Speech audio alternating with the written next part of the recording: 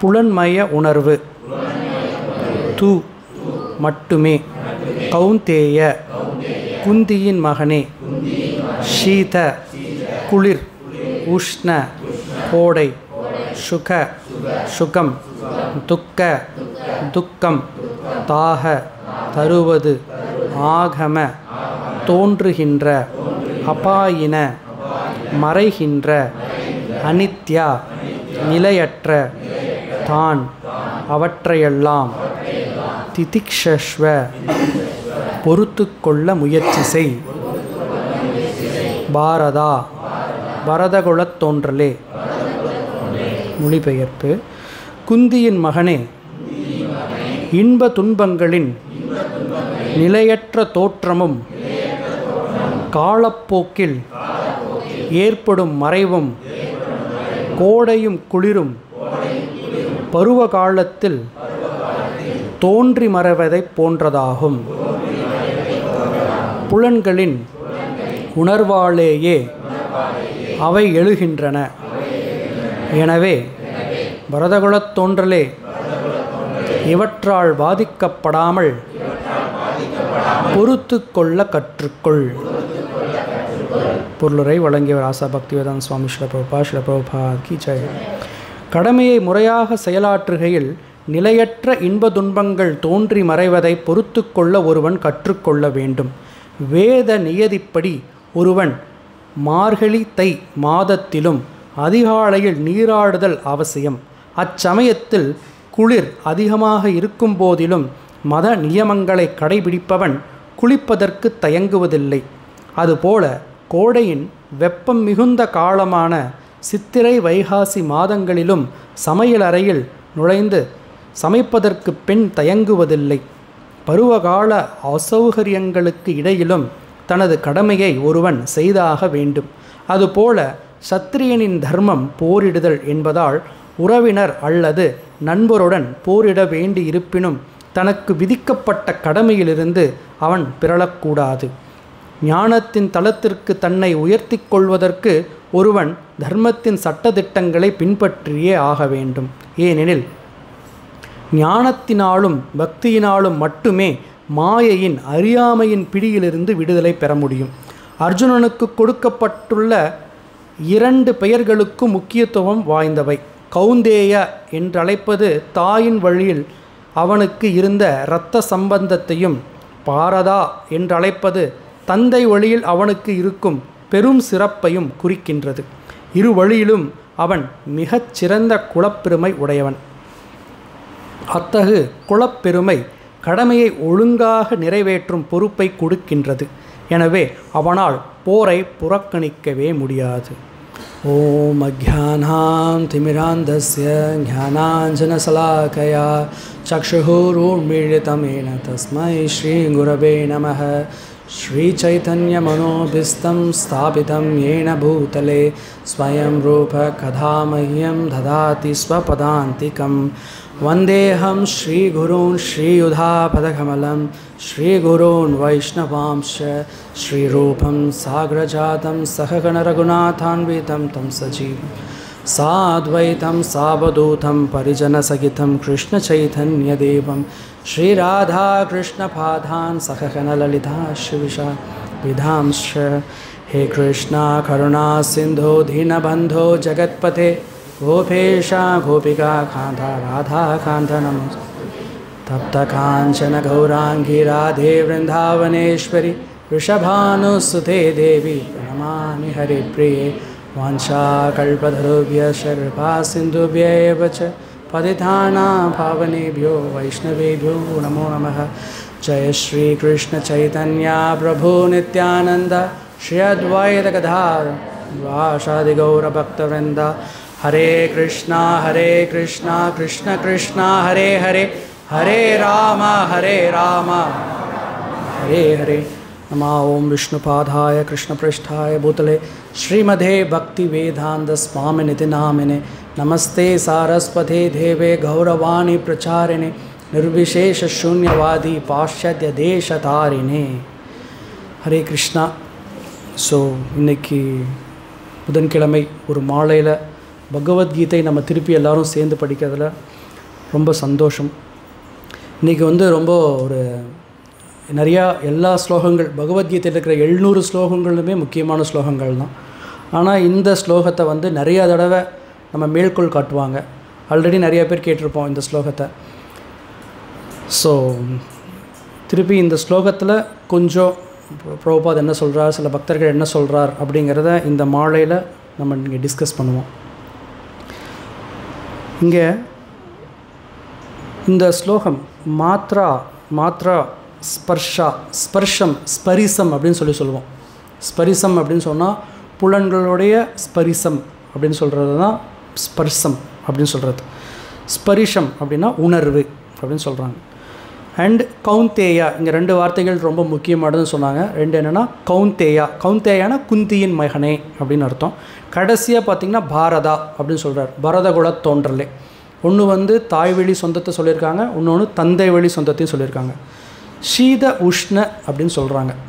உஷ்ணம் சீதம் அப்படின்னு சொல்கிறாங்க. சீதம் அப்படின்னா குளிர், உஷ்ணம் அப்படின்னா வெப்பம்.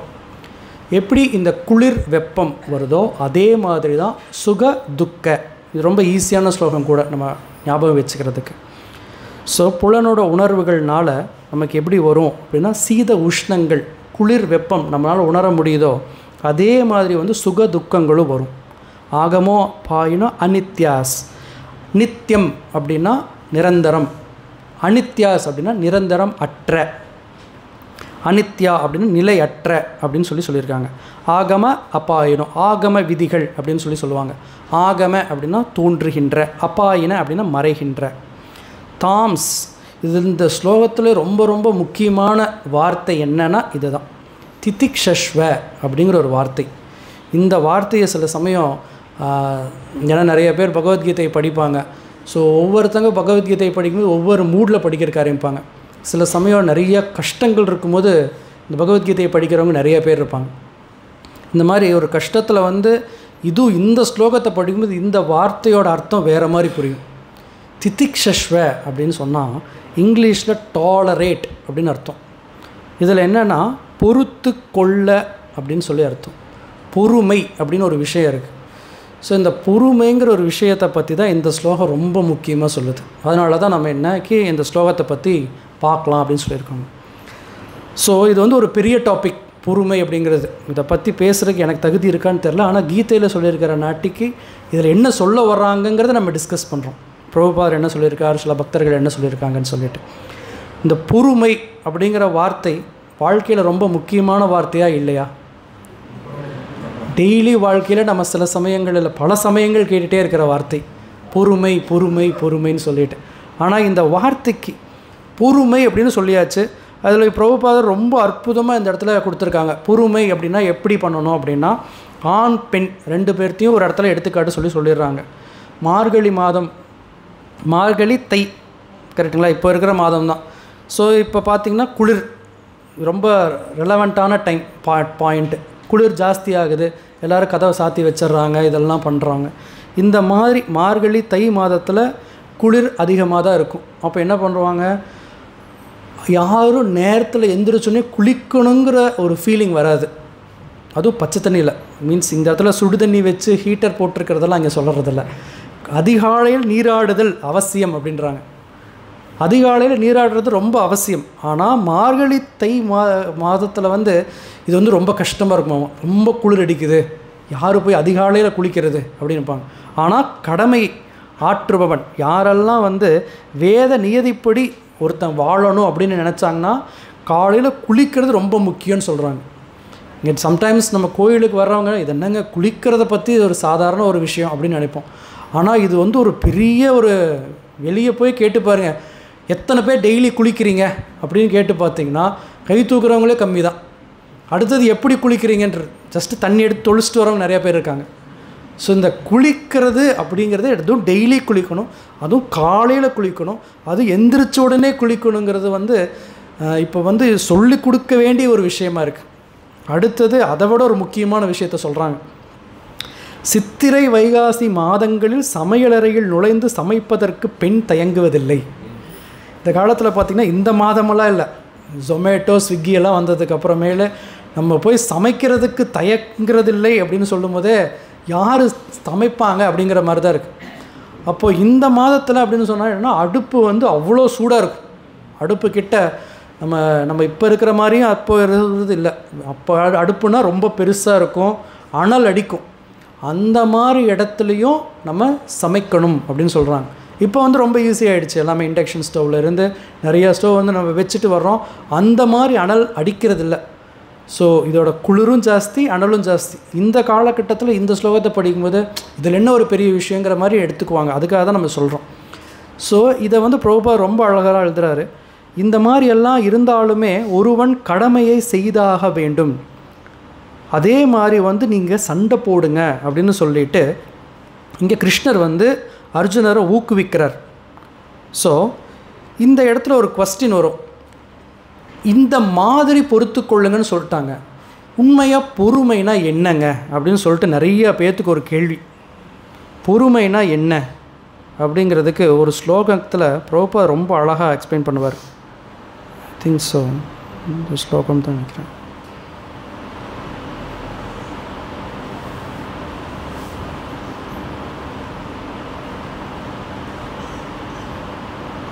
ஓகே, 13.8 to 12 ஒரே ஸ்லோகமாக இருக்கும்.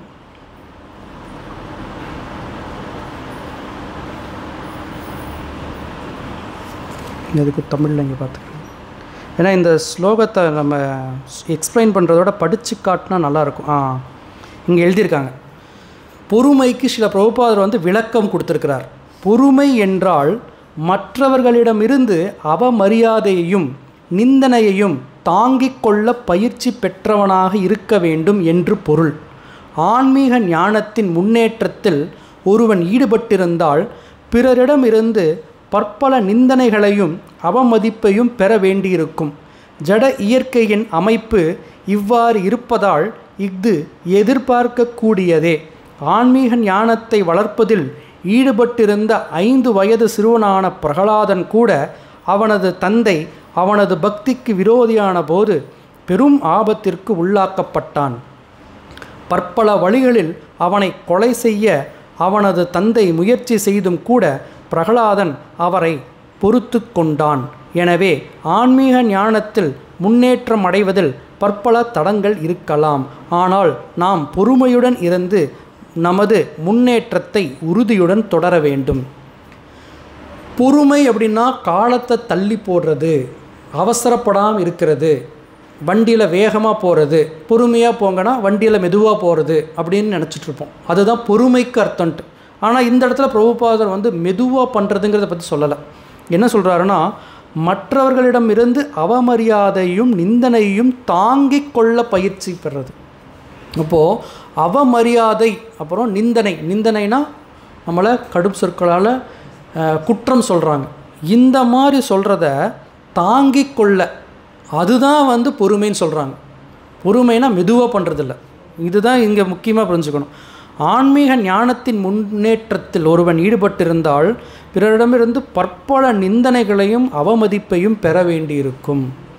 ஸோ இப்போது ஆன்மீக வழியில் நம்ம முன்னேற ட்ரை பண்ணும்போது பல இந்த மாதிரி நிந்தனைகள், எக்கச்சக்கமான அவமரியாதையும் நிந்தனைகளும் வந்துட்டு தான் இருக்கும். அதுகளை தாங்கிக் கொள்ளணும். அதுதான் பொறுமைன்னு சொல்கிறாங்க. இப்போ பொறுமைனா என்னங்கிறத ஃபஸ்ட் நம்ம முதல்ல புரிஞ்சுக்கணும். ஸோ சில சமயம் பல சமயம் ஈவன் பிரபுபாதர் வந்து எத்தனையோ பேர்கிட்ட வந்து இந்த மாதிரி அவமரியாதைகள்லாம் எழுதி கொடுத்துருக்காங்க. அதுவும் அவர் வெளிநாடு போகும்போது அங்கே இருக்கிற சின்ன பசங்க, இந்த மாதிரி சின்ன மக்கள்கிட்ட போய் அவர் பேசுகிறார். அவங்க எல்லாருமே வந்து அவ்வளோ அவமரியாதை கொடுப்பாங்க. இவர் ஒரு வயதில் பெரியவர், இவர் வந்து ஆன்மீகத்தில் ரொம்ப முன்னேறியவர், அவரோட வயதுக்கும் கூட யாரும் மரியாதை கொடுக்கல. அந்த மாதிரி நிலையில் தான் பிரபுபாதர் போய் இந்த கிருஷ்ண உணர்வு இயக்கத்தை வந்து ஆரம்பித்தார். அப்போது இங்கே பொறுமை அப்படின்னா ஆன்மீகத்துக்கு தான் ரொம்ப முக்கியம். அதில் வந்து நம்ம ஒரு பாதையில் போயிட்டு இருக்கும்போது அதில் வந்து நிறைய நிந்தனைகள் அவமரியாதைகள் வந்து அது எல்லாத்தையும் தாங்கி கொள்ள வேண்டும் அப்படின்னு சொல்கிறாங்க. சரி, இதை எப்படி தாங்கி கொள்ளணும்? ஏன்னா இது எல்லாமே நம்ம பகவத்கீதையிலேருந்தே ரெஃபரன்ஸ் எடுத்து பார்க்கும்போது இன்னும் நல்லா புரியும். எந்த மாதிரி தாங்கி கொள்ளணும்? நிறைய பேர் சொல்லுவாங்க அதுக்கும் ஒரு அளவு இருக்குல்லங்க, சும்மா வந்து நம்மக்கிட்ட சொல்லிகிட்டே இருந்தால் எவ்வளவு அளவு, எந்த அளவுக்கு தாங்கிக் கொள்ளலாம், எந்த அளவுக்கு மேலே நம்ம வெடிச்சிடலாம். பொறுமைக்கும் ஒரு எல்லை உண்டோ அப்படின்னு நம்ம தமிழ் எல்லாம் கேட்டிருக்கோம். கரெக்டுங்களா? பொறுமைக்கு எல்லை இருக்கா இல்லையா? இருக்குன்னு நினைக்கிறீங்களா இல்லைன்னு நினைக்கிறீங்களா? பொறுமைக்கு இருக்குது. ஆனால் கீதையில் எந்த அளவுக்கு எல்லை இருக்குதுன்னு சொல்கிறாங்கன்னு நம்ம பார்ப்போம். இதில் என்ன சொல்கிறாங்கன்னா, இது ரொம்ப அழகான ஸ்லோகம். அபூர்யமான மச்சல பிரதிஷ்டம் சமுத்திரம் ஆப பிரவிஷந்தி யாவத். சரிங்களா? சமுத்திரம் அப்படின்னா என்ன? கடல். சரிங்களா? ஆப்ப அப்படின்னா இங்கே நீர் அப்படின்னு அர்த்தம். அதனால தான் சமுத்திரம் ஆப்பக, பூமி அப்போ அனலோ வாயு அப்படின்னு சொல்லுவோம். பூமி அப்போ அப்படின்னா நீர் அப்படின்னு சொல்லுவாங்க. இங்கே என்ன சொல்கிறாங்கன்னா, நதிகள் கடலில் வந்து கலந்தாலும் கடல் மாறுவதில்லை. அதுபோல தடையின்றி வரும் ஆசைகளால் பாதிக்கப்படாதவன் மட்டுமே அமைதியை அடைய முடியும். அத்தகு ஆசைகளை நிறைவேற்றிக் கொள்ள விரும்புவன் அல்ல. ஓகே, அந்த ஆசைகளை நிறைவேற்றிக் கொள்ள விரும்புவனால் அமைதியாக இருக்க முடியாது. அப்போ எந்த மாதிரி எல்லை இங்கே சொல்கிறாங்க பொறுமைக்கு அப்படின்னா, நதிகளில் கடல் வந்து கலந்தாலும் கடல் மாறுவதில்லை. கடலுக்கு எவ்வளோ பொறுமை இருக்குமோ அந்த அளவுக்கு.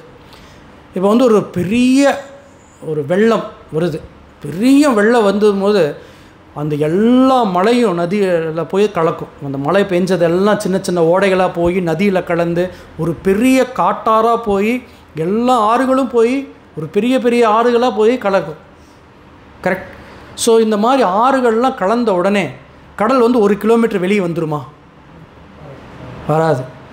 சரி, வெயில் ஜாஸ்தி, கடலெல்லாம் ஆறுகளெல்லாம் வறண்டு போச்சு, வெயில் சுட்டெரிக்குது, சூரியன் எல்லாம் சுட்டெரிக்குது, கடல் ஆற்றுகளில் தண்ணியே இல்லை. அந்த மாதிரி போனால் ஒரு 2 கிலோமீட்டர் கடல் உள்ளே போயிடுமா? நம்ம இப்போ நிறையா போகிறோம், மெரினா பீச் போகிறோம், இல்லாட்டி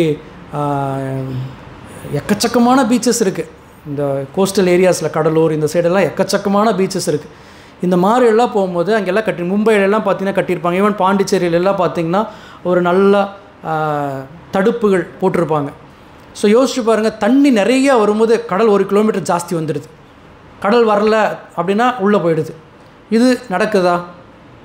அப்போ எவ்வளோ தண்ணி வந்தாலும் கடல் எப்படி இருக்குது? அப்படி தான் இருக்குது. ஸோ பெருங்கடல் எப்போதும் நீர் நிரம்பி இருந்தாலும் மழைக்காலத்தில் குறிப்பாக மேன்மேல் நீரால் நிரம்புகின்றது. ஆயினும் கடல் எப்போதும் போல நிலையாக உள்ளது. கிளர்ச்சி அடைவதோ தனது கரையை தாண்டுவதோ இல்லை. கிருஷ்ண உணர்வில் நிலை பெற்றவனின் விஷயத்திலும் இது உண்மையாகிறது.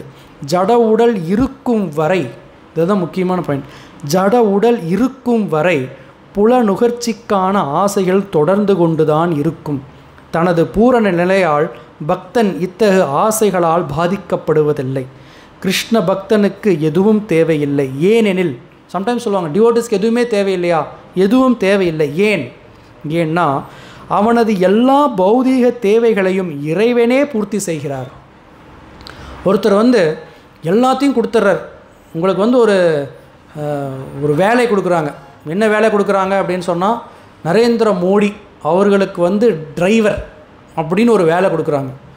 எனக்கு 3 வேளை சாப்பாடு தருவீங்களா? எனக்கு வந்து போயிட்டு வர்றதுக்கு ஏதாச்சும் பெட்ரோல் காசு தருவீங்களா அப்படின்லாம் நம்ம கேட்போமா? ட்ரெஸ்ஸு மாதம் பொங்கல் தீபாவளிக்கெல்லாம் ட்ரெஸ் எடுத்து கொடுப்பீங்களா? போனஸ் தருவீங்களா அப்படின்னு யாராவது கேட்பாங்களா? எங்கள் ப்ரைம் மினிஸ்டருக்கு நீங்கள் டிரைவர், எவ்வளோ ஒரு பெரிய பொசிஷன் தெரியுமா? அப்போ அது மாதிரி தான் பக்தனுக்கு எதுவும் தேவையில்லை. ஏன்னா பகவானே பர்சனலாக பார்த்துக்கிறார். ஒரு குழந்தை, அந்த குழந்தைக்கு வந்து அவருடைய அப்பா அம்மா வந்து எல்லா தேவைகளையும் பூர்த்தி பண்ணிட்டே போவாங்க. அப்போ அந்த குழந்தை தனியாக போய் வேலை செஞ்சு காசு சம்பாதிக்கணும்னு அவசியம் இல்லை. அதே மாதிரி தான் பக்தன். ஏன் பக்தனுக்கு எதுவும் தேவையில்லாட்டி, பக்தன் வந்து பகவானோடைய அடைக்கலத்தில் இருக்கிறார். அந்த அடைக்கலத்தில் ரொம்ப ரொம்ப சந்தோஷமாக இருக்கிறனாட்டி அவருக்கு தேவையில்லை. அதனால தான் என்ன சொல்கிறார், எனவே அவன் தன்னில் முழுமையுடைய கடலை போன்றவன். கடலில் நதிகள் பாய்வதைப் போல அவனிடமும் ஆசைகள் வரலாம். ஆனால் புலன் நுகர்ச்சிக்கான ஆசைகளால் சற்றும் கிளர்ச்சி அடையாமல் அவன் தனது செயல்களின் உறுதி கொண்டுள்ளான். இப்போ சொல்லுங்கள், நம்ம கேட்ட கேள்வி என்ன? பொறுமைக்கு எல்லை இருக்கா அப்படின்னு சொன்னாங்க. இங்கே என்ன சொல்கிறாங்க? எல்லை இருந்ததுன்னா கடல் மாதிரி எல்லை. அப்போது எல்லையெல்லாம் இல்லை அப்படிங்கிறது தான் இங்கே விஷயமே. பொறுமை அப்படின்னு சொல்லி பொறுத்து கொள்றதுக்கு நான் உறுதியாக இருக்கிறேன்னு சொன்னால் பிரச்சனைகள் அதிகமாகிட்டே தான் போகும். கடலில் காட்டாற்று வெள்ளம் சேர்ந்துக்கிட்டே போகும். அப்போவுமே கடல் மாதிரி இருக்கிறவங்க தான் பக்தன்னு சொல்கிறாங்க. அதனால தான் சம்டைம்ஸ் நம்ம பாடல்களாலேயும் வழக்க சொல்லுகளையாலும் சிலதெல்லாம் கேட்டு இதுதான் அப்படின்னு நினச்சி படிச்சுட்டு வந்திருப்போம். அதனால தான் பகவத்கீதையில் ஒரு தடவை கிராஸ் செக் பண்ணிக்கணும். அப்படி கிராஸ் செக் பண்ணும்போது அந்த மாதிரி இல்லை அப்படின்னு சொல்லித்தராங்க. ஸோ இதுதான் நமக்கு பொறுமை அப்படிங்கன்னா நம்ம சொல்லிட்டோம். பொறுமைனா என்ன அப்படின்னு பார்த்துட்டோம். பொறுமை எந்த அளவுக்கு எப்படி இருக்கணுங்கிறது பார்த்துட்டோம். இப்போது நம்மளுடைய லெவலுக்கு வருவோம். நம்மளுடைய லெவலுக்கு பொறுமை இல்லாமல் போச்சுன்னா என்னென்னலாம் நடக்கும், இதுதான் டெய்லியும் கொடுத்துட்ருக்காங்க. பொறுமை இல்லாமல் நடக்கிற விஷயங்கள் எல்லாத்தையும் டெய்லி கொடுக்குறாங்க. எங்கே கொடுக்குறாங்க? நியூஸ் பேப்பர்லேயும் நியூஸ் சேனல்ஸ்லேயும் போட்டுட்ருக்கிற எல்லாருமே நம்ம வீட்டில் நியூஸ் சேனல்ஸ் போட்டு பார்த்துட்டே இருப்போம். அந்த நியூஸ் இந்த நியூஸு இதில் வர்ற 90 இல்லாட்டி 75% நியூஸ் செய்திகள் பொறுமை இழந்தவர்களை பற்றி தான். ஒரு தடவை ஒரு பிரபுஜி, அவர் பேர் கௌரங்கா பிரபு அப்படின்னு சொல்லிட்டு மும்பையில் இருக்காங்க. அவர் தன்னுடைய பர்சனல் எக்ஸ்பீரியன்ஸை ஷேர் பண்ணுறார், அனுபவத்தை. அதனால் நிறைய பக்தர்கள் என்ன பண்ணுவாங்கன்னா நிறைய பக்கம் போய் பகவத்கீதையை பிரச்சாரம் பண்ணுறதுக்காக போவாங்க. அதில் சில பக்தர்கள் எங்கே போவாங்கன்னா சிறைச்சாலை ஜெயிலில் போய் சொல்லி தருவாங்க. அப்போ ஜெயிலில் போய் சில பேர் சொல்லிக் கொடுக்குறதுக்கு போகிறாங்க. அங்கே பார்த்தா சில பேர் சாதுக்களாகவே இருக்கிறாங்க. நல்லா சாதுக்கள் மாதிரி உடையிலையும் ரொம்ப அமைதியாக சாந்தமாக இந்த மாதிரிலாம் இருக்காங்க. அவங்கள பார்த்த உடனே ஒரே ஆச்சரியம், என்னங்க இவ்வளோ சாதுவாக இருக்கீங்க, நெத்தியில் பட்டை திலக்கமெல்லாம் போட்டுட்டு அவ்வளோ இதாக இருக்காங்க, எப்படிங்க நீங்கள் எப்படிங்க இங்கே வந்தீங்க அப்படின்னு கேட்கும்போது, இல்லைங்க நாங்கள் ஒரு கூட்டத்தில் இந்த மாதிரி கடவுளை வர்ஷிப் பண்ணிகிட்டு இருந்தோம். இன்னொரு கூட்டம் நீங்கள் பண்ணுறது தப்பு அப்படின்னு சொல்லிட்டு எங்களை கொஞ்சம் குறை சொன்னாங்க. எங்களுக்கு பொறுத்து கொள்ள முடியலைங்க. நாங்கள் போய் அவங்கள அடித்தோம், அவங்க எங்களை அடித்தாங்க. அதில் சில பேர் இறந்து போயிட்டாங்க. என்னங்க சாதுக்கள்னு சொல்லிட்டு எதுக்குங்க சண்டை போட்டீங்க? அது எப்படிங்க நம்மளை பற்றி குறை சொல்லலாம்? அதனால தாங்க நாங்கள் போய் இறங்கி சண்டை போட்டோம் அப்படின்னு சொல்லிட்டு அவர் சொன்னார். அப்போ ஜெயிலில் இருக்கிற பாதி பேர் போய் நம்ம கேட்குறோம், ஏங்க இந்த மாதிரி ஒன்று தப்பு பண்ணீங்க? அது ஒரு பொறுமை இழந்து தப்பு பண்ணிட்டேங்க அப்படின்னு தான் சொல்லுவாங்க. இன்னொரு சன்னியாசி அவர் ஒரு கிளாஸில் சொல்கிறார், அவர் நேரடியாக நான் பார்த்தேன் இந்த விஷயத்தை அப்படின்னு சொல்லிட்டு ரொம்ப எளிமையாக சொல்கிறார். என்னென்னா, ஒரு இடத்துல நான் நின்றுட்டு இருந்தேன். அந்த இடத்துல ஒரு பெண்மணி, ரொம்ப பணக்கார பெண்மணி, அவங்களுடைய கார் ரொம்ப காஸ்ட்லி கார். இப்போ எப்படி ஆடி போர்ஷே அப்படிங்கிற மாதிரி ரொம்ப அந்த காரே ஒரு கோடி ரூபா பொறுமான உள்ள ஒரு வண்டி. அந்த வண்டியில் வெளிநாட்டில் நடந்தது இந்த இது. அவங்களோட ட்ரெஸ்ஸிங்ஸு அதெல்லாமே பார்த்தாலும் ரொம்ப ஒரு பணக்கார ஒரு பெண் அப்படின்ற மாதிரி இருக்கும். அப்போ அந்த பெண் வர்றாங்க, ஒரு சிக்னலில் லைட்டு போட்ட உடனே நிற்கிறாங்க, சிவப்பு விளக்கு பார்த்த உடனே நின்னுறாங்க, வெயிட் பண்ணிட்டுருக்காங்க. இந்த சைடு ஒருத்தர் பைக்கில் வர்றார். பைக்கில் வர்றவர் அந்த பம்பரில் லைட்டை இடிச்சிட்றார். அது பம்பர் அப்படின்னு சொல்லி பார்த்திங்கன்னா அது முன்னாடி காலங்களில் ரப்பரில் தான் இருக்கும். இப்போவும் பார்த்திங்கன்னா பிளாஸ்டிக்கில் தான் இருக்கும். அங்கங்கே இடித்தா ஒன்றும் பிரச்சனை இல்லை, ஒடுக்கெல்லாம் ஒழுகாது காரில், ஒன்றும் பிரச்சனை இல்லை அப்படின்னு தெரிஞ்சு தான் கார் தயாரிக்கிற கம்பெனி அந்த மாதிரி வைக்கிறாங்க. ஸோ இதில் லைட்டாக அவர் கொஞ்சம் தட்டுறார், உரசின உடனே அவருக்கு இது தெரியுது. அந்த பெண்மணிக்கு உடனே ஒரு கோபம். எதுக்காக அவர் சொல்கிறாருன்னா, சைனாவில் ஒரு பழமொழி இருக்குமாமா. சீனாவில் என்ன பழமொழி இருக்குன்னா, ஒரு நிமிஷம் பொறுமை இழந்தால் கூட தன்னுடைய வாழ்க்கையே இழந்துடலாம் அப்படின்னு சொல்லிட்டு ஒரு பழமொழி இருக்குமாமா. ஒரு நிமிஷம் 60 செகண்ட்ஸ் அந்த அளவுக்கு நம்ம இழந்தால் கூட போதும். ஒரு நொடி, ஒரு நிமிடம் அப்படின்னு சொல்கிறது பார்த்திங்களா, அது வாழ்க்கையை இழந்துடலான்னு சொல்கிறாங்க. அதுக்கு தான் இந்த கதையை அவர் சொல்ல வர்றார். இந்த பெண்மணி என்ன பண்ணுறாங்க, கோவப்பட்டுறாங்க. எப்படி என்னுடைய இவ்வளோ பெரிய கார், காஸ்ட்லி கார் நான் வாங்கியிருக்கேன், இதை பார்த்தா தள்ளி நிற்கணும், இதெல்லாம் இல்லாமல் நிற்கிறியா அப்படின்னு சொல்லிட்டு கார்லேருந்து இறங்குறாங்க. கார்லேருந்து இறங்கி அவரை கண்டபடியாக திட்டுறாங்க எல்லாத்துக்கு முன்னாடி. யோசிச்சு பாருங்கள், சிக்னல் எல்லோரும் இருக்காங்க, அவங்களுக்கு முன்னாடி வாய்க்கு வந்த மாதிரி திட்டுறாங்க. திட்டின உடனே இந்த பைக்கில் இருக்கிறவருக்கு அதை விட ஒரு கோவம், என்கிட்ட கார் இல்லை, நான் உன்னை விட பணத்துலேயும் செல்வத்துலேயும் குறைந்தவன்கிற நாட்டிக்கு நீங்கள் என்ன சொன்னாலும் நான் கேட்டுட்ருக்கணும்னு நினைக்கிறீங்களா அப்படின்னு சொல்லிட்டு அவர் அந்த பெண்மணியை எல்லாத்துக்கு முன்னாடி இன்னும் மோசமாக பேசுகிறார். எல்லாத்துக்கும் முன்னாடி அந்த பெண்மணி இன்னும் மோசமாக பேசுகிறார். இன்னும் மோசமாக பேசின உடனே அந்த பெண்மணினால் இன்னும் பொறுத்துக்கவே முடியல, கோவத்தோட உச்சக்கட்டத்துக்கு போகிறாங்க. நான் எவ்வளவு பெரிய ஆள், நான் எவ்வளோ ஒரு பணக்கார பெண், என்னை பற்றி என் காரில் இடித்தது உன்னோட தப்பு, இதுக்கு மேலே என்னை குறை சொல்லி வேற நீ பேசுகிறியா அப்படின்னு சொல்லி பலாருன்னு எல்லாத்துக்கு முன்னாடி ஒரு அடி கொடுக்குறார். இவரை எல்லாத்துக்கு முன்னாடி அடித்த உடனே இவருடைய அந்த ஈகோ, அகங்காரம், இன்னும் இந்த பெண்ணோட அகங்காரம் வருது, ஆணுடைய அகங்காரம் வருது. நான் ஒரு ஆண், என்னைய ஒரு சாதாரண பெண்ணாக இருந்து நீ எல்லாத்துக்கு முன்னாடி அடிச்சிருக்கியா அப்படின்னு சொல்லிட்டு அவருக்கு ஒரு பெரிய கோவம். அந்த கோவம் என்ன பண்ணுறாரு, அந்த பெண், இது எல்லாமே ஒரு பிரிட்ஜு மேலே நடந்துட்டு இருக்காமா, அந்த பெண்ணை பிடிச்சி தூக்கி கீழே போட்டுறாரு. தூக்கி அந்த பெண் இறந்தே போயிட்டாங்களாமா, அந்த மாதிரி ஒரு நிலை. அப்போது அதுக்கப்புறம் அவரை ஜெயிலில் பிடிச்சி போயிட்டாங்க, அந்த பெண் முடிஞ்சு போயிட்டாங்க. ஒரு காரில் பம்பரில் லைட்டாக உரசினதுக்கா இவ்வளோ ஒரு சண்டை அப்படிங்கிற மாதிரி. இது மாதிரி தான் நம்மளுடைய வாழ்க்கையில் இறக்குறது இல்லைனாலுமே நீங்கள் போகிற பஸ்லேயோ வெளியே கடைகள்லையோ இந்த காட்சி ரொம்ப ரொம்ப எளிமையான காட்சி தான். நானும் கூட ஒரு தடவை போயிட்டு இருந்தேன், ஒரு பல வருஷங்களுக்கு முன்னாடி போயிட்டு இருக்கும்போது பஸ்ஸில் பின்னாடி எனக்கு முன்னாடி ஒருத்தர் இருக்கிறாரு, என்னோடய சீட்லேயே பக்கத்துலேயே ஒருத்தர் உட்காண்ட்ருக்காரு, அதுக்கு பின்னாடி ஒருத்தர் உட்காண்ட்ருக்கார். அவர் கால் இப்படி நீட்டி வச்சு உட்காண்ட்ருக்கார். முன்னாடி இருக்கவங்களுக்கு கால் பட்டுருச்சு. உடனே சொல்கிறார், ஏங்க காலை மடித்து வைங்க அப்படின்ட்டு. பஸ்ஸுனால் அப்படி இப்படி படத்தாங்க செய்கின்றார். எப்படி உங்கள் கால் என் மேலே படலான்னு இவங்க சொல்ல, அவங்க அப்படி தான் இருக்குன்னு அவங்க சொல்ல, ஒரு பெரிய சண்டை. இதனால தான் என்ன சொல்லுவாங்கன்னா, நம்ம காலையில் மங்களாரத்தி பாடும்போது முதல் பாட்டு ஆரம்பிப்பாங்க, சம்சார தாவா அனலித்த லோகா அப்படிம்பாங்க. அப்போது இப்போ கூட காட்டுத்தீ லாஸ் ஏஞ்சலஸ்லாம் வந்துட்டுருக்கு. காட்டுத்தீ எல்லா பக்கமும் இருக்குது, ரொம்ப நேச்சுரலான ஒரு விஷயம். காட்டுத்தீ எப்படி காட்டில் போய் யார் பற்ற வைக்கிறாங்க? மரங்கள் உரசும் போது ஒரு துகள், நெருப்பு துகள் வரும். அந்த ஒரு சின்ன துகள் தான் நெருப்பு அப்படியே படர்ந்து போயிட்டே இருக்கும். அதே மாதிரி தான் பௌதீக உலகத்தில் இங்கே தான் சொல்கிறாங்க, பௌதீக உலகத்தில் சண்டை சச்சரவுகள் நாம் போய் விலைக்கு வாங்கிட்டு வர வேணாம். மக்கள் ஒன்றாக சேர்ந்து வாழ்ந்தால் போதும், சண்டைகள் பஞ்சமே இருக்காது.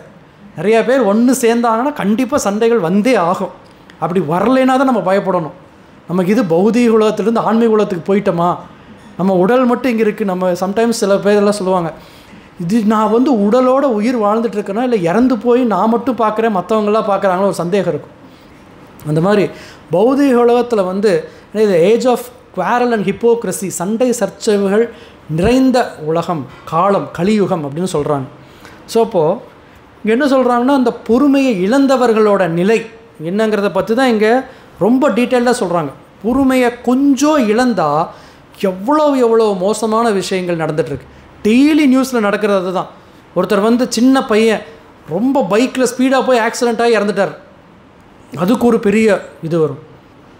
அப்புறம் சில பேர் இதுவங்களாம் சொல்கிறாங்க, அந்த யூனிவர்சிட்டி இந்த யூனிவர்சிட்டி இங்கே எல்லாமே கற்பழிப்புகள் நடக்குது, இது நடக்குது அது நடக்குதுன்னு சொல்கிறது எல்லாமே ஒரு அந்த மொமெண்ட்டில் வர்ற சில காமங்கள். அவங்க அவங்க எந்த இடத்துல செலுத்துறதுன்னு தெரியாமல் தவறான இடத்துல, இதெல்லாமே ஒரு மொமெண்ட்டில் செய்கிறது. ஒரு பெரிய ஒரு பொசிஷனில் இருப்பாங்க, அவன் மந்திரியாக இருப்பாங்க, மினிஸ்டர், அதுக்கப்புறம் பெரிய பெரிய பதவிகளில் வகிக்கிறவங்க எல்லாருமே ஒரு மொமெண்ட், அந்த பொறுமை அப்படிங்கிற ஒரு விஷயத்தை விட்ட நாட்டுக்கு ஒரு பெரிய வாழ்க்கையவே புரட்டி போடுற நிலைமையில் போய் மாட்டிக்கிறாங்க.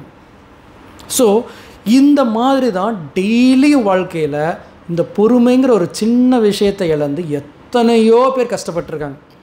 தன்னைத்தானே அழித்து கொண்டிருக்கிறாங்க. செல்ஃப் டிஸ்ட்ரக்டிவ் பர்சன்ஸ், அதாவது இந்த தீவிரவாதிகள்லாம் சொல்லுவாங்க, தீவிரவாதிகள்லாம் இந்த ஹியூமன் பாம்பு, அது என்ன சொல்லுவாங்க தமிழில், தற்கொலைப்படை அப்படின்னு சொல்லுவாங்க.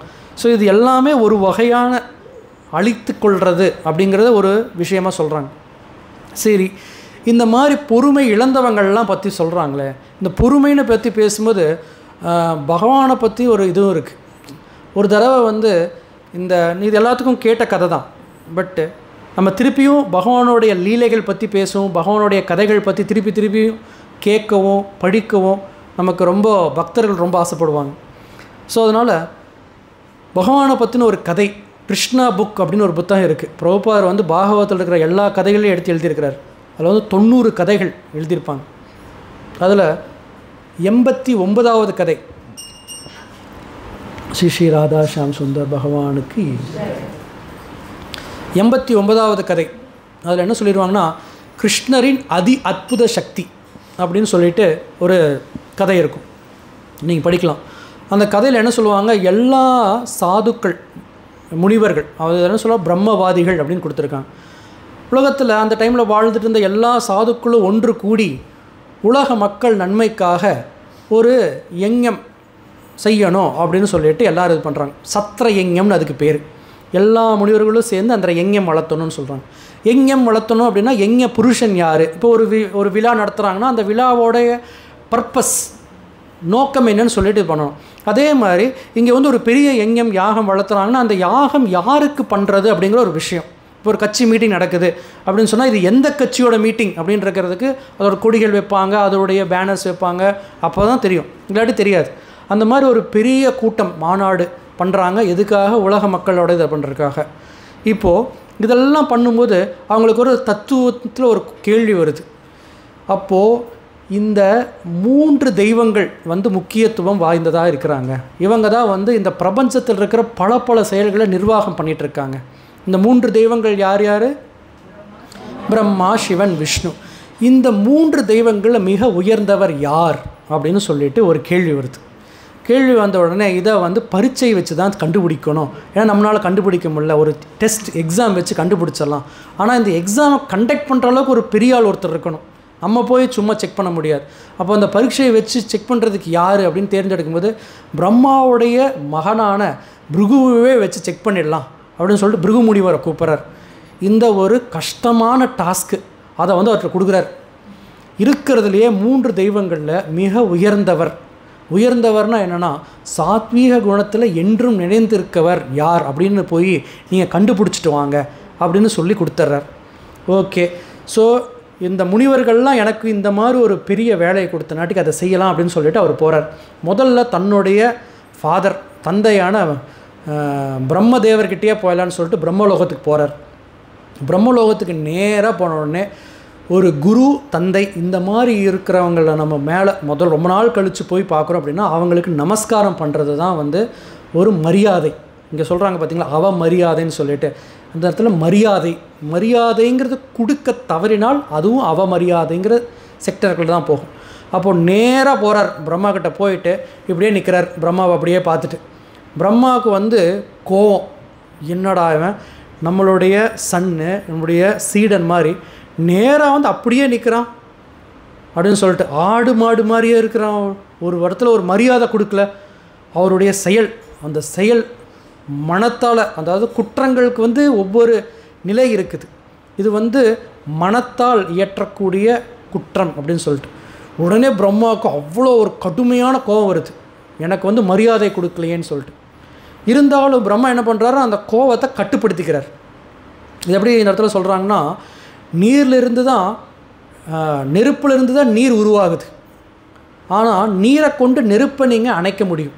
பஞ்சபூதங்கள் எப்படி உருவாகுதுன்னு சொல்லி பார்க்கும்போது நெருப்பு அதுக்கப்புறமேல் தான் நீர் வரும், ஆனால் நீரை வச்சு அணைக்கலாம். அந்த மாதிரி பிரம்மா கிட்ட இருந்து தான் பிருகு வந்தார், சரிங்களா? அதனால் பிருகுக்காக, தன்னுடைய மகனுக்காக இவன் என்ன பண்ணுறது பொறுத்து கொள்ளணும்னு சொல்லிட்டு அவருடைய தீவிர குணம் ரஜோகுணம் அப்படிங்கிறது பொங்கி கோபம்னு வந்தாலுமே அதை நான் பொறுத்துக்கொள்கிறேன் அப்படின்னு பொறுத்துக்கிறார். உடனே அவர் உடனே நம்ம பிருகுமுனி அங்கேருந்து கிளம்பிடுறார். கிளம்பி நேராக கைலாயம் போகிறார். அங்கே வந்து யார் அப்படின்னா மைத்துனர், சகோதரன். யார்? சிவபெருமான் சகோதரர்கிட்ட போன உடனே அவர் என்ன பண்ணுறாரு, இவர் நம்மளுடைய சகோதரனாச்சே அப்படின்னு சொல்லிட்டு அவருடைய ஆசனத்தில் உட்கார்ந்துருக்கிற சிவபெருமான் எந்திரிச்சு வந்து அவர் அப்படியே கட்டி தழுவணும்னு சொல்லிட்டு வரார். ஏன்னா தன்னுடைய பிரதர் ரொம்ப வருஷம் கழித்து நான் பார்க்குறேன் அப்படின்னு சொன்ன உடனே போய் அவரை ஆலிங்கனம் பண்ணணும்னு சொல்லிட்டு வரார். உடனே பிருகுமுனிவனை சொல்கிறார், தள்ளி விடுறார். இல்லை கட்டவெல்லாம் தழுவெல்லாம் செய்யாதீங்க, நீங்கள் பாருங்கள் எவ்வளோ அசுத்தமாக இருக்கீங்கன்னு சொல்லிட்டு. சாம்பல், அதாவது மயானத்திலிருந்து சாம்பலெல்லாம் எடுத்து உடம்புல போட்டுட்ருக்கீங்க, இதெல்லாம் ரொம்ப அசுத்தமாக, தொடர்றதுக்கே அருகதை இல்லாத ஒரு விஷயம். இந்த மாதிரி வச்சுட்டு உங்களுடைய நம்ம சம்டைம்ஸ் வீட்டிலலாம் சொல்லுவாங்க, பசங்க குழந்தைகள்லாம் பார்த்து, என்னடா இப்படி மோசமாக இருக்க, கொஞ்சம் மூஞ்சியவாச்சு கழுவே அப்படின்னு சொல்லுவாங்களோ அந்த மாதிரி, என்ன இவ்வளோ ஒரு அலங்கோலமாக இருக்கிறீங்க நீங்கள் அப்படின்னு சொல்லிட்டு சொற்களால் குற்றம் புரிகிறார். முன்னாடி மனத்தால் குற்றம் செஞ்சார், இப்போ சொல்லால் குற்றம் செய்கிறார் வேணுன்ட்டே. உடனே சிவபெருமான் என்னென்னா அறியாமை குணத்தில் ஆட்சி புரியவர். ஸோ அப்போது அவருடைய கண்கள் உடனே சிவக்குது. சிவபெருமானுக்கு ஆசுதோஷ் அப்படின்னு சொல்லிட்டு ஒரு பேர். கோபம் உடனடியாக வரும், அதே சமயம் சாந்தமும் சீக்கிரமாகிடுவார். இப்போ அவருக்கு கடும் கோபம் கண்ணெல்லாம் சிவப்பாகி, உங்களை இந்த நொடியே உங்களை அழித்தர்றேன் அப்படின்னு சொல்லிட்டு தன்னுடைய ஆயுதத்தை எடுக்கிறார். தன்னுடைய சூலத்தை எடுக்கும்போது, ஆனால் சிவபெருமான் எப்போவுமே பார்வதி தேவியோடு இருப்பாங்க. பார்வதி தேவி முக்குணங்களையும் கட்டுப்படுத்துகிறவங்க, துர்கை அப்படிங்கிறவங்க. உடனே பார்வதி தேவி என்ன பண்ணுறாங்க, அவருடைய அறியாமை குணம் தமோ குணத்தோட உச்சத்தை கம்மி பண்ணுறாங்க.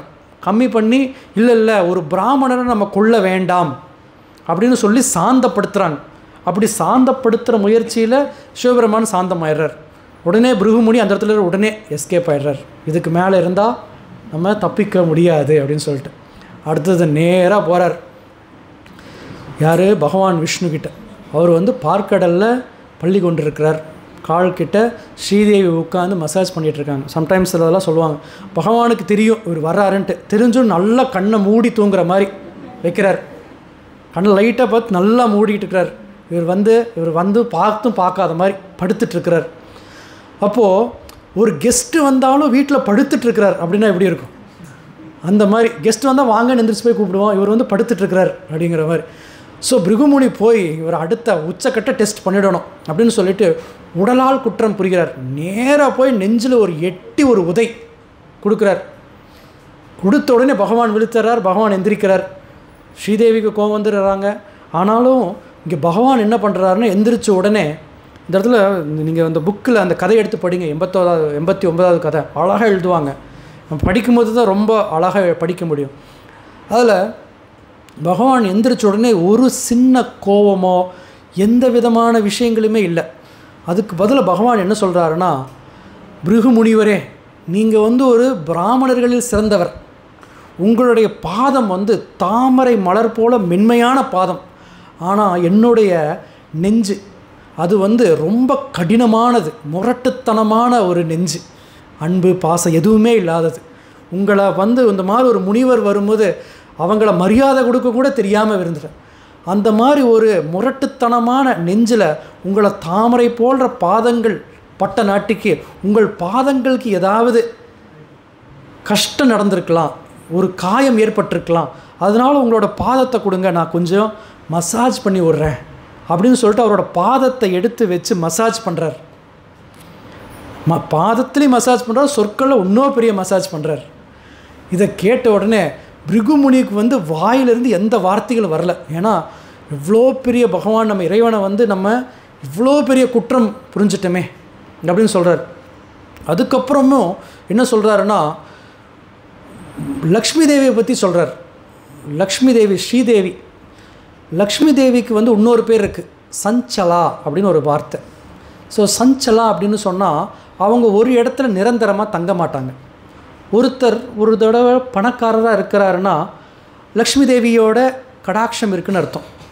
கொஞ்ச நாள் கழித்து அவங்க ஏதோ ஒரு பிரச்சனையில் மாட்டி அவங்க ஏழையாயிடுவாங்க. சில சமயம் சொல்லுவாங்க, இவங்க எப்படி வாழ்ந்தவங்க தெரியுமா, இவங்க தாத்தாவோட தாத்தாவெல்லாம் இந்த ஊருக்கே ஜமீன்தாராக இருந்தாங்க, இப்போ இந்த மாதிரி நிலையில் வாழ்கிறாங்க அப்படின்னு சொல்லிட்டு சில பேர்லாம் சொல்லுவாங்க. இது ஏன் அப்படின்னு கேட்பாங்க. ஏன்னு கேட்டால் ஒரே ஒரு இது தான், லக்ஷ்மி தேவி ஒரே இடத்துல ரொம்ப நாள் இருக்க மாட்டாங்க. கொஞ்ச நாள் இருப்பாங்க, இன்னொரு இடத்துல போயிடுவாங்க. இன்னொருத்தர் ஒரு சாதாரண ஆளாக இருப்பாங்க. ஆனால் பார்த்திங்கன்னா ஒரு பேர் புகழ் செல்வமெல்லாம் அவ்வளோ படப்படன்னு ஒரு பெரிய செல்வந்தராக மாறிடுவாங்க. ஏன் அப்படின்னா லக்ஷ்மி தேவி தான் காரணம். அப்போது பகவான் சொல்கிறார், இந்த லக்ஷ்மி தேவிக்கு பேர் என்னென்னா சஞ்சலான்னு சொல்லிட்டு, அவங்க என்னுடைய நெஞ்சிலேயே இருக்காங்க எப்போவுமே. எனக்கு அப்பப்போ என்ன பயம்னா, நெஞ்சில் இருந்து அப்பப்போ வேறு எங்கேயாச்சும் போயிடுவாங்களோன்னு சொல்லி பயம். நீங்கள் இப்போ உங்களோட பாதத்தை எடுத்து இங்கே வச்ச நாட்டிக்கு என்னுடைய ஹிருதயம், என்னுடைய நெஞ்சு தூய்மை அடைஞ்சிருச்சு.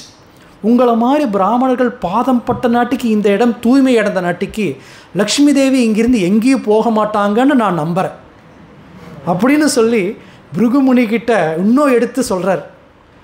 இது எல்லாம் கேட்ட பிருகுமுனிவர் அவர் சரணாகதி அடைஞ்சார் பகவான்கிட்ட. சரணாகதி அடைஞ்சிட்டு போய் சொல்கிறார், அந்த பிரம்மவாதிகள் யார் முழுமுதற் கடவுள்னு தெரியாமல் குழப்பமாக இருக்கிறவங்க தான் பிரம்மவாதிகள்.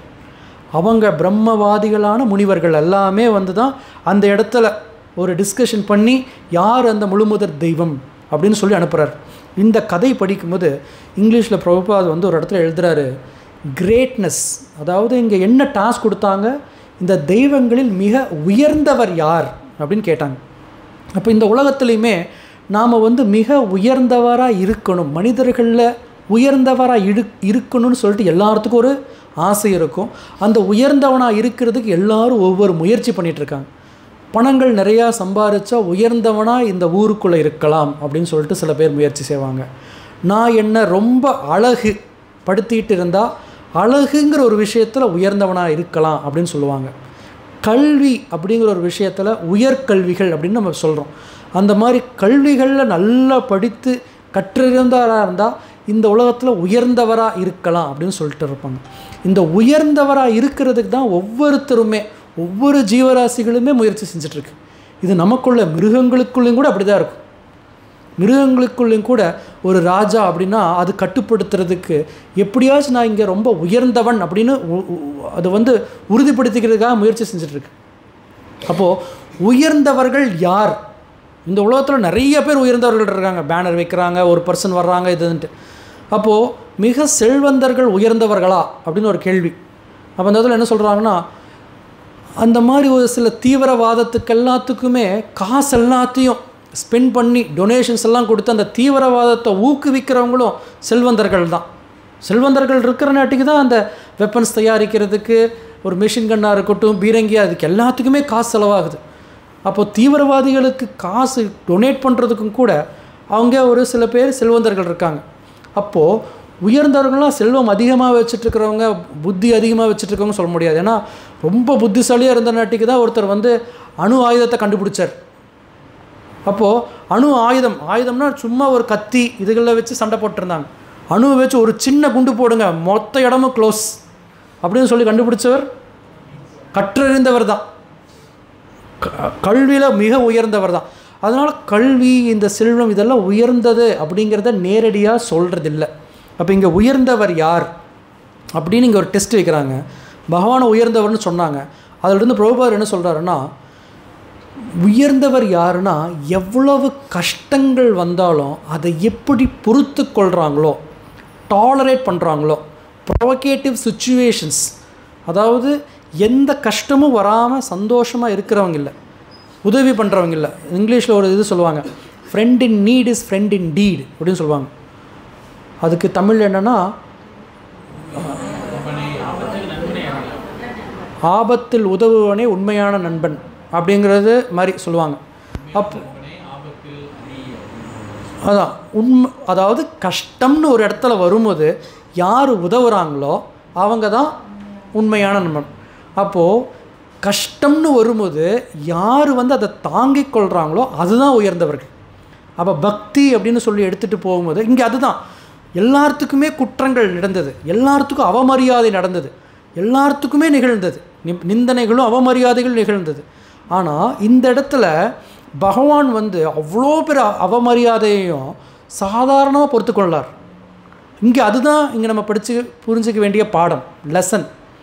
அப்போது உண்மையான உயர்ந்தவர்கள் யாருன்னா கஷ்டங்கள் அதிகரிக்கும் போது பொறுத்து கொள்கிறாங்க பார்த்தீங்களா, அதுதான். அதனால தான் இந்த இடத்துல பிரபுபாதர் என்ன சொல்கிறாருன்னா, கிருஷ்ணர் சொல்கிற வார்த்தையை சொல்கிறார். அர்ஜுனர்கிட்ட கிருஷ்ணர் சொல்கிறார், தாம் திதிக்ஷஸ்வ பாரதா, பொறுத்துக்கொள். சம்டைம்ஸ் நிறைய கேள்வி வரும் கிருஷ்ணா கான்சியஸ், எனக்கு ஏங்க இந்த மாதிரி கஷ்டம் வருது, எல்லாத்துக்குமே கஷ்டம் வருது. குழந்தைகளுக்கு நான் படித்த மார்க் வாங்குவேனா, அதே 12th வாங்கிட்டிங்கன்னா எனக்கு வேணுங்கிற மார்க் வாங்கி எனக்கு வேணுங்கிற கோர்ஸ் கிடைக்குமா அப்படின்னு ஒன்று, கோர்ஸ் படிச்சிட்டாங்கன்னா நான் படித்த அளவுக்கு வேலை கிடைக்குமா அப்படின்னு ஒரு கஷ்டம், வேலை கிடச்சிருச்சுன்னா சம்பளங்கள் இந்த அளவுக்கு கிடைக்கிறதில்ல அப்படின்னு ஒரு கஷ்டம். இந்த அளவுக்கு சம்பளம் வாங்கிட்டிங்கன்னா அதுக்கு ஈக்குவலான பேர் கிடைக்கணும், பெண்ணுக்கு ஆண் கிடைக்கணும், ஆணுக்கு பெண் கிடைக்கணும். இந்த கல்யாணம் பண்ணுறது அது ஒரு பெரிய கஷ்டம். அதுக்கப்புறம் நமக்கு ஏற்ற மாதிரி கரெக்டான குழந்தைகள் கிடைக்கணும். அந்த குழந்தைகள் கிடைச்சா அதுகளை திருப்பியும் கரெக்டான ஸ்கூலில் சேர்த்தணும். நம்ம ஸ்கூலில் சேர்த்தணும் போது அதில் சீட்டு கிடைக்காது. இந்த மாதிரி ஒவ்வொரு நிலைமையிலையும் கஷ்டங்கள் வந்துக்கிட்டே இருக்கும். ஸோ எனக்கு மட்டும் ஏன் கஷ்டம் அப்படிங்கிறது ஒவ்வொரு ஜீவாத்மாவுமே தன்னைத்தானே கேட்டுக்கிறது. ஆனால் இது நமக்கு மட்டும் இல்லை, உலகத்தில் இருக்கிற எல்லா ஜீவாத்மாக்களுக்குமே இருக்கும். ஆனால் இருந்தாலும் நம்ம என்ன கம்பேர் பண்ணி நினச்சிக்குவோம், அவனை விட நம்ம கொஞ்சம் அதிகமாக கஷ்டப்படுறோம்னு நினச்சிக்குவோம். எனக்கு மட்டும் ஏன் இந்த கஷ்டம் அப்படின்னு பகவான்கிட்ட போய் கேட்பாங்க. ஆனால் பகவான் வந்து ஒரே பதில் சொல்லிடுறார். கஷ்டம் வந்ததுன்னா ஒரே பதில் தான், டாலரேட். அப்போ கஷ்டம் வருதுன்னா நம்ம என்ன பண்ணணும், அப்படி தான் இருக்குன்னு எடுத்துக்கிறது தான் ஒரே சொல்யூஷன். எனக்கு ஏன் கஷ்டம் வருதுன்னு புரண்டு அரண்டு இதெல்லாம் சின்ன வயசில் நிறைய சினிமாவில் போவாங்க. அம்மன்கிட்டேயோ போயோ இல்லை ஏதாவது பகவான்கிட்ட போய் அவங்க வந்து அது பண்ணி நான் முறையிடுறதுக்கு போகிறேன், எனக்கு எப்படி இப்படி பண்ணலாம், என்ன ஏன் இவ்வளோ கஷ்டத்தில் போடலாம், ஏன் இது பண்ணலாம் அது பண்ணலான்ட்டு அப்படி இப்படின்லாம் சொல்லி சினிமாக்காக பண்ணுவாங்க. ஸோ இதெல்லாம் வந்து சினிமா. ஸோ ஆனால் ரியல் லைஃப்பில் என்ன அப்படின்னு சொன்னால், புத்திசாலிகள் உயர்ந்தவர் யாருன்னா பொறுத்து கொள்கிறவர்கள் தான் உயர்ந்தவர்கள். Back to the point. சில பிரபுபாத் என்ன சொல்கிறாருன்னா, அந்த பொறுமை அப்படிங்கிறதுக்கு அதுக்குண்டான ஃபுல் எக்ஸ்ப்ளனேஷன் கொடுக்கும்போது ஒரு வார்த்தை சொல்கிறார். பகவானுடைய பொறுமையை பார்த்துட்டோம், அடுத்தது அந்த இடத்துல ஒரு பக்தருடைய பேரை கொடுத்துருந்தார். எந்த பக்தர் அங்கே சொல்லியிருந்தார்? நம்ம பொறுமை அப்படிங்கிறதுக்கு 13.8 to 12 அதில் படிச்சிருந்தோம். பொறுமை என்றால் அப்படின்னு சொல்லிட்டு பிரபுபாத் ஆன்சர் பிரகலாதரை கொடுத்துருந்தாங்க. ஸோ ஒரு குழந்தையாக இருந்து இவ்வளவு விதமான கஷ்டங்களை பொறுத்து கொள்கிறார் பிரகலாதர் அப்படின்னு சொல்கிறார். ஸோ தன்னுடைய தந்தை யார் பாதுகாப்பு கொடுக்கணுமோ அவங்களே அவரை கொலை செய்கிறதுக்காக ரொம்ப பலவிதமான பற்பல விதத்தை ட்ரை பண்ணுறாங்க.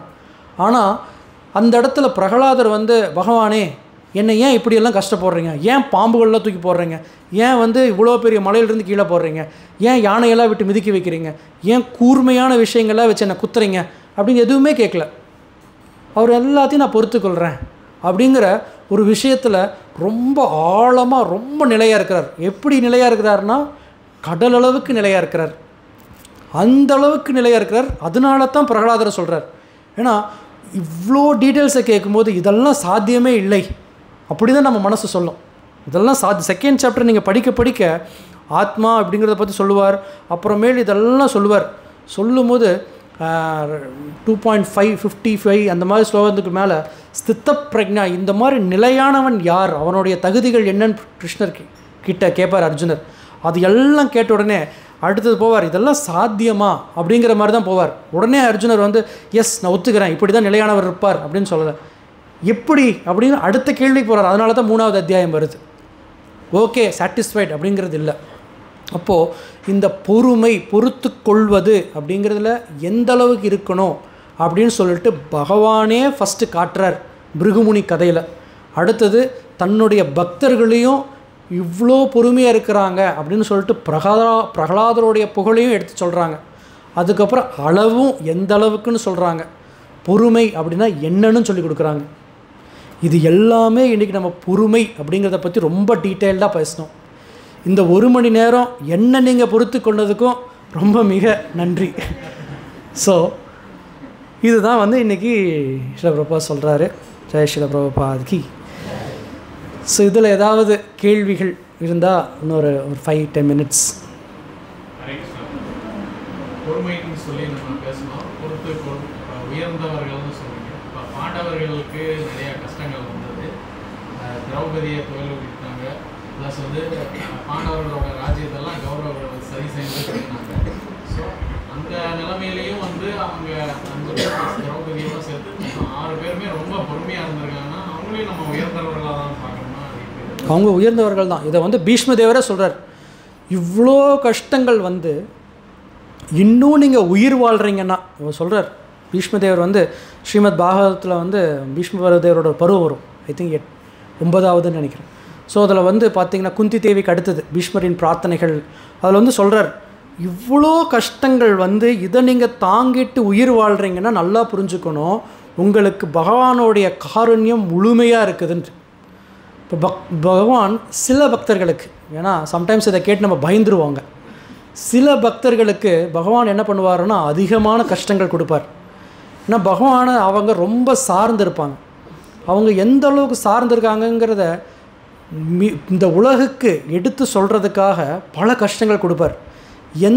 யார் வந்து அவ்வளோ கஷ்டங்களை தாங்கி கொள்ளுவாங்களோ அவங்களுக்கு தான் அந்த கஷ்டத்தை கொடுப்பார், எல்லாத்துக்கும் கொடுக்க மாட்டார். அதையும் நம்ம ரொம்ப ஹெல்த்தியாக புரிஞ்சுக்கணும். அப்போது எதுக்காக அவ்வளோ கஷ்டங்கள் தராருன்னா அந்த கஷ்டங்கள்லே வந்து அவங்க பகவானை ரொம்ப சார்ந்திருப்பாங்க. அப்போ மற்றவங்களுக்கு தெரியும் இவ்வளோ கஷ்டங்கள் இருந்தாலும் இவங்க அதையும் எதிர்கொள்கிறாங்க பாருங்கள், இவங்க மிக உயர்ந்தவர்கள்ப்பா அப்படின்னு சொல்லிட்டு.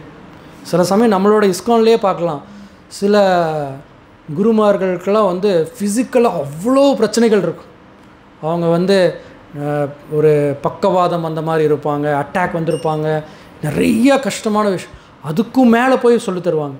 சில பேர்த்துக்கு கேன்சர், உயிர்கொல்லி நோய், ரொம்ப கடைசி நாட்களில் இருப்பாங்க, அப்பவும் போய் சொல்லி தருவாங்க. சில பிரபுபாதர் பார்த்திங்கன்னா தெரியும், அதாவது அவருக்கு மரணமெல்லாம் இல்லை, பட் அவர் இங்கே இருந்து மறையும் தருவாயில் கூட ஸ்ரீமத் பாகவத்தை வந்து மொழிபெயர்த்துக்கிட்டே இருக்கார், என்னங்கிறத சொல்லி கொடுத்துட்டே இருக்கார். அப்போ அவங்களுக்கெல்லாம் இந்த மறைவுங்கிறதே இல்லை. அப்போ தான் தெரியும், அப்போ இவங்களுக்கெல்லாம் கஷ்டம்னே இல்லை, இவங்களுக்கு மரணத்திற்கு அப்பாற்பட்டவர்கள் இவர்கள்னு தெரியும். அப்போது இவ்வளோ கஷ்டங்கள் வந்தது எதுனா பகவான் வந்து பக்தர்களுடைய புகழை சொல்கிறதுக்காக தான் அவ்வளோ கஷ்டங்கள் வந்துச்சு அப்படின்னு கூட எடுத்துக்கலாம். அப்படின்னு பீஷ்மதேவரே சொல்கிறார். வேறு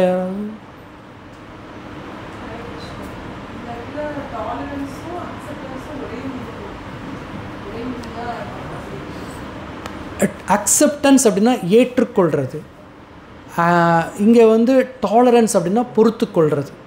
பொறுத்துக்கொள்கிறது அப்படின்னு சொல்லும்போது என்னென்னா, இது தப்புன்னு உங்களுக்கு தெரியும், ஆனால் உங்களால் ஒன்றுமே பண்ண முடியாது, உங்களுக்கு அவமரியாதைன்னு ஒன்று வருது, அதனால தான் நாங்கள் காமிச்சோம். அவமரியாதை நிந்தனைகள். ஏற்றுக்கொள்கிறதுன்னா அக்செப்டட். நீங்கள் வந்து ஒருத்தருக்கு நமஸ்காரம் பண்ணுறீங்க, அக்செப்டட் அப்படின்னா ஓகே நான் உன்னை ஏற்றுக்கொள்கிறேன், அது வந்து தவறில்லை அப்படின்னு ஏற்றுக்கொள்கிறது. இங்கே வந்து தவறுன்னு தெரியும், நான் ஒன்றுமே பண்ணலைங்க, இருந்தாலும் நீங்கள் வந்து என்னை திட்டுறீங்க, பரவாயில்லை நான் பொறுத்துக்கொள்கிறேன் அப்படின்றது. இப்போ மரத்தை வந்து எடுத்துக்காட்டாக சொல்லுவாங்க, மரம் வந்து காய்கள் இருக்கும், ஒருத்தங்க போய் காயை அடிப்பாங்க, பழங்கள் அடிப்பாங்க, மரத்துக்கு வந்து ஒரு கஷ்டங்கள் தருவாங்க, மரம் பொறுத்துக்கொள்ளும். ஸோ இப்போ இங்கே நம்மளுடைய பெட்ரோலில் இப்போ பார்க்கும்போது பொறுத்துக்கொள்கிறது, நான் தப்பே செய்யலை, என்னை வந்து ஒருத்தங்க திட்டுறாங்க, அப்போவும் நான் பொறுத்துக்கொள்கிறது தான் பொறுத்துக்கொள்கிறது. அக்செப்டபிள் அப்படின்னு சொன்னிங்கன்னா ஏற்றுக்கொள்ளுதல் அப்படிங்கிறது தான். இப்போ வந்து ஒரு விஷயம் சொல்கிறாங்க, சரி என்ன பண்ணுறது, இவங்களை ஏற்றுக்கிட்டு இவங்களோட அட்ஜஸ்ட் பண்ணி வாழ்கிறது அப்படின்னு இருக்கும். பொறுத்துக்கொள்கிற ஃப்யூச்சரை பற்றி நம்ம ரொம்ப சொல்ல மாட்டோம். தன்னுடைய பர்சனல் விஷயங்களை வந்து வித்தின் அப்படின்னு சொல்லலாம். இதில் வந்து நம்மளுடைய சந்தோஷம் இது எல்லாத்தையும் உள்புலமாக வச்சுட்டுருக்கிறதுங்கிறது இங்கே ரொம்ப முக்கியம். ரெண்டும் கொஞ்சம் கொஞ்சம் வேறு வேறு.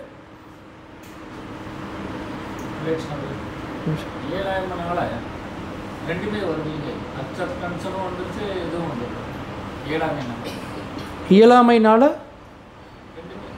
ஓகே, இயலாமைனால அக்செப்டன்ஸும் வருது, டாலரன்ஸும் வருது. இங்கே இயலாமை அப்படிங்கிறதும் ஒரு விதத்தில் பார்த்திங்கன்னா என்னால் என்ன பண்ண முடியும் அப்படிங்கிறத இயலாமை, கரெக்டுங்களா? ஸோ இப்போ ஒருத்தங்க வந்து ஒரு பெரிய பதவியில் இருக்கிறாங்க, அந்த பெரிய பதவியிலிருந்து நான் ஒரு சின்ன பதவியில் இருக்கேன், அவங்க வந்து என்னை திட்டுறாங்க, அந்த திட்டும்போது நான் பொறுத்துக்கொள்கிறேன், அது இயலாமையில் பொறுத்துக்கொள்கிறது, சரிங்களா? அவங்களோட சேர்ந்து வாழ்ந்து தான் ஆகணும் அப்படின்னு சொல்லிவிட்டு, என்னோடய இந்த வேலையில் இருக்கிறீங்க, நீங்கள் எப்போவுமே மேனேஜர் தான், நான் எப்போவுமே உங்களுக்கு சேவகன் தான் அப்படின்னு சொல்லி இருந்துடும்.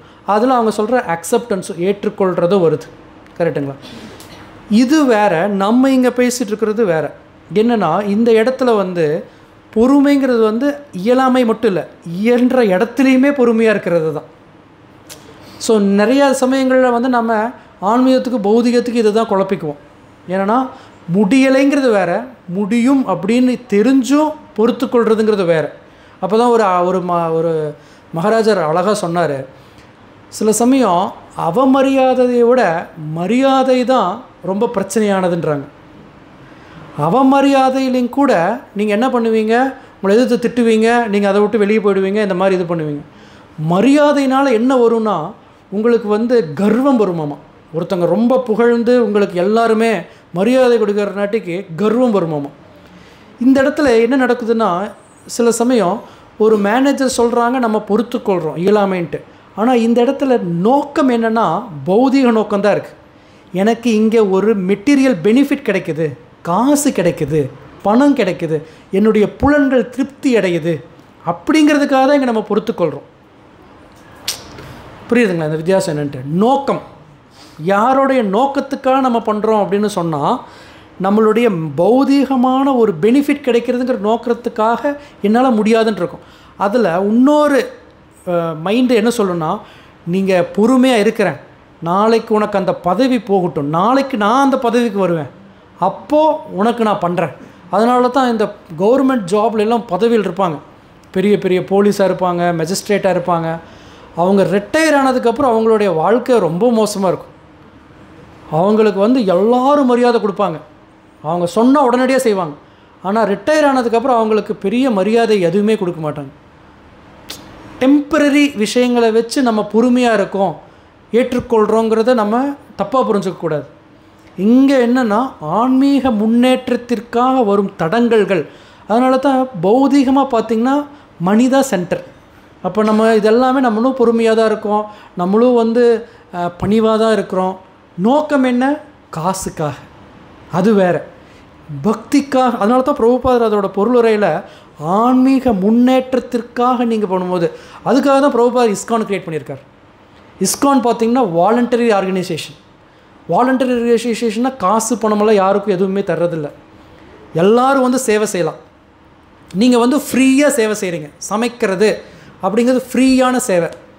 வந்து காய்கறி எல்லாம் வெட்டி அறுத்து இதெல்லாம் போட்டு சமைக்கிறீங்க. உடனே ஒரு பக்தர் வந்து கேட்குறாரு, என்னங்க உங்களுக்கு 7 மணிக்கு தரணும்னு தெரியாதா, 7:15 ஆயிடுச்சு அப்படின்னு உங்களுக்கு ஒரு அவமரியாதை எல்லாத்துக்கு முன்னாடியும் தர்றாங்க. உடனே நம்ம என்ன செய்வோம், வந்து பண்ணுறதே ஃப்ரீ, இதில் நீங்கள் வேறு என்ன அதட்டுறீங்களா, உண்மையில நான் வரமாட்டேன் அப்படின்னு சொல்லிட்டு போயிடுவோம். கரெக்டுங்களா? ஸோ இங்கே வந்து கிருஷ்ணவு தான் சென்டர். பௌதிக உலகத்தில் சென்டர் மணி, இங்கே பக்தி வாழ்க்கையில் சென்டர் கிருஷ்ணர். அப்போது வாலண்டரியாக பண்ணும்போது, நான் போய் ஃபண்ட் ரைஸ் பண்ணிட்டு வரேன், எவ்வளோ ஃபண்ட் ரைஸ் பண்ண, 1 லட்ச ரூபா வாங்கிட்டு வந்துடுறேங்க அப்படின்னு சொல்லிட்டு போயிடுறாங்க. அவங்களும் முயற்சி பண்ணி பார்க்குறாங்க, எதுவுமே வரல. ஏன்னா கிருஷ்ணர் பர்சனலாக ஹெல்ப் பண்ணுவார். எதுவுமே அவங்களுக்கு கிடைக்கல. 1000 ரூபா வந்து கொடுக்குறாங்க, 1000 ரூபா தான் வந்திருக்குங்க. என்னங்க பிரபு, 1 லட்ச ரூபா எல்லாத்துக்கு முன்னாடி சொன்னீங்க, இப்போ 1000 ரூபா கொடுக்குறீங்க. ஃப்ரீயாக பண்ணுறதே பெரிய விஷயம். இங்கே அந்த ஃப்ரீ பகவானுக்குன்னா ஃப்ரீ, தானமாக கொடுக்கறது. அப்போ சில சமயம் சொல்ல, தானமாக கொடுக்கறது. வீட்டில் ஃபேன் ஓடலையா, கோயிலுக்கு கொடுத்துருங்க. ஃப்ரிட்ஜ் ஓடலையா, கோயிலுக்கு கொடுத்துருங்க. ஃப்ரீயாக கொடுக்கறது தானே, ஏதோ ஒரு விஷயம் கொடுத்துர்லாம். அப்படின்னா நம்ம என்ன நினச்சிக்கோ, தானம். இது எதுக்காக இவ்வளோ டீட்டெயிலாக நான் பேசுகிறேன்னா, நல்ல குணங்கள் நமக்கு இருக்குதுன்னு நம்ம ஒரு மாயையில் புரிஞ்சுக்குவோம். ஆனால் அதெல்லாம் நல்ல குணங்கள் இல்லை, பௌதீக. அது ஏன்னா நோக்கத்தை பார்த்திங்கன்னா தான் தெரியும், இது உண்மையான நல்ல குணமா இல்லை இது வந்து ஒரு மோசமான குணமானு சொல்லிட்டு. பகவானுக்கு கொடுக்கும்போது பெஸ்ட்டு கொடுக்கணும், நம்மளுடைய முயற்சிக்கு அப்பாற்பட்டு கொடுக்கணும். அப்படிங்கிறத நம்மளுடைய முன்னோர்கள் காட்டியிருக்காங்க. நீங்கள் சாதாரணமாக ஸ்ரீரங்கத்துக்கு போங்க, ஸ்ரீரங்கத்தில் போய் அவ்வளோ பெரிய ஒரு கோபுரம் இருக்குது. அது ஒரு பக்தருடைய முயற்சி, அவருடைய ஆசை. ஸ்ரீல பிரபுபாதர் வந்து ஒரு கனவு காண்றார், ஒரு பெரிய கோயில் கட்டணும் அப்படின்னு சொல்லிட்டு. ஸ்ரீல பிரபுபாதர் சொல்லலை, அவருடைய குருவோடைய குரு, இங்கே பார்த்தீங்கன்னா தெரியும், பக்தி வினோத் தாக்கூர், அவருடைய கனவு இங்கே வந்து மேகங்கள் முற்ற அளவுக்கு ஒரு பெரிய கோயில் கட்டணும்னு சொல்லிட்டு. அந்த கனவு அதை தான் வந்து நிறைவேற்றுறாங்க மாயாப்பூரில், அவ்வளோ பெரிய பிரம்மாண்டம். அது ஒரு பக்தருடைய கனவு பகவானுக்காகன்னு சொல்லிட்டு. அப்போ அந்த நோக்கம்தான். ரொம்ப டீட்டெயிலாக என்ன சொல்கிறேன்னா, நமக்கு இந்த மாதிரி குணங்கள்லாம் இருக்கிற மாதிரி தெரியும், அதை பயிற்சி செய்கிறதுக்கு தான் சில பிரபுபாதர் கோயில்கள் ஆரம்பிச்சிருக்கிறார். இஸ்கானில் வந்து நீங்கள் நல்லா சேவை செஞ்சிங்கன்னா உங்களுக்கு ட்ரைனிங் ஆகிறதுக்கு குறையே இல்லை. நிந்தனைகளும் அவமரியாதைகளும் நிறைய கிடைக்கிறதுக்கு நிறைய வாய்ப்பு இருக்குது. ஏன்னா அந்த இடத்துல தான் நம்ம உண்மையாக கிருஷ்ணருக்கு செய்கிறோமா இல்லை பேர் புகழுக்கு செய்கிறோமான்னு இருக்கும். நான் இவ்வளோ ஒரு பெரிய சேவை செஞ்சுருக்கேன், இவ்வளோ ஒரு பிரம்மாண்டமான ப்ரோக்ராம் ஆர்கனைஸ் பண்ணியிருக்கேன், ஒருத்தருமே வந்து என்னை புகழவே இல்லையே. அதுதான் கிருஷ்ணர் உங்களுக்கு தர்ற சிறப்பு புகழ். புகழவே தரையில்லை அப்படின்னு சொல்லிட்டு ஒரு அவமானத்துக்குள்ளே போட்டு அதில் வரோம் பார்த்தீங்களா, அதிலிருந்து தான் மான அவமானம். அதுதான் சைத்தன்ய மகாபிரபு சொல்லுவார். சைத்தன்ய மகாபிரபு 8 வரிகளில் மொத்த தத்துவங்களையும் சொல்லி முடிச்சுட்டு போயிட்டார். அந்த சீக்ஷாஷ்டகம் அப்படிங்கிறதுல வந்து 3வது ஸ்லோகம், அதை வந்து பக்தர்கள் என்ன சொல்லுவாங்கன்னா, அந்த ஸ்லோகத்தை ஒவ்வொரு லைன் அப்படியே மாலை மாதிரி கட்டி தன்னோட கழுத்தில் போட்டுக்கிறதுக்கு அளவுக்கு ஒரு மகுடமான ஒரு இதுன்னு சொல்லுவாங்க. திருநாதபி சுனீச்சேனா தரூர் அப்பி சகிஷ்ணுனா அமானீன மானதேன கீர்த்தன்ய சதாகரி. சதா நேரமும் கீர்த்தனியா பகவானை புகழ செய்யணும்னா ஒன்றே ஒன்று தான் பண்ணணும். என்ன பண்ணணும்னா, பிறருக்கு எப்போதுமே மரியாதை கொடுத்து, நமக்கு எவ்வளோ அவமரியாதைகள் வந்தாலும் அதையை பொருட்படுத்தாமல் வாழ்கிறவங்கனால மட்டும்தான் சதா நேரமும் கீர்த்தனம் பண்ண முடியும் அப்படின்னு சைத்தன்ய மகாபிரபு சொல்லிடுறார். ஸோ இதுக்காக தான் பிரபுபாதர் இம்மன்ஸ் ஆப்பர்ச்சுனிட்டிஸ்னால் வாய்ப்புகள், நிறைய வாய்ப்புகளை வந்து இங்கே க்ரியேட் பண்ணி கொடுத்துருக்கிறார். நம்ம கோயிலுக்கு வருவோம் போயிடுவோம், அதிலெல்லாம் ஒரு பிரச்சனை இல்லை. நம்ம சில சேவைகள் செய்யும்போது தான் நம்ம யாருக்காக பண்ணுறோங்கிறத நம்ம டெஸ்ட் பண்ணுவோம். இதில் தான் தூய்மை அடைவாங்க. ஓகே, ஹரே கிருஷ்ணா. ஸ்ரீல பிரபுபாத் கி ஜெய்.